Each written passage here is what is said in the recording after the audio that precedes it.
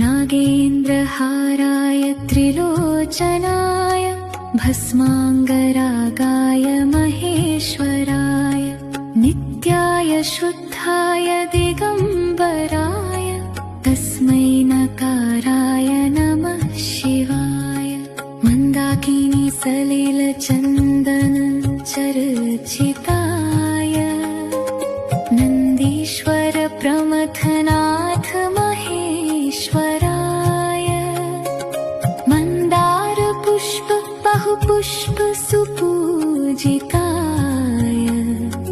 तस्मै मकाराय नमः शिवाय। शिवाय गौरीवदनाब्जवृन्द सूर्याय दक्षाध्वरनाशकाय श्रीनीलकण्ठाय वृषध्वजाय तस्मै शिकाराय नमः शिवाय।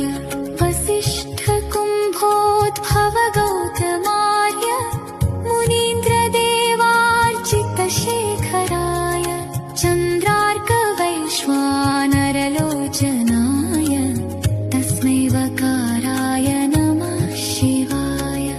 यक्षस्वरूपाय जटाधराय पिनाकहस्ताय सनातनाय दिव्याय देवाय दिगम्बराय तस्मै यकाराय नमः शिवाय।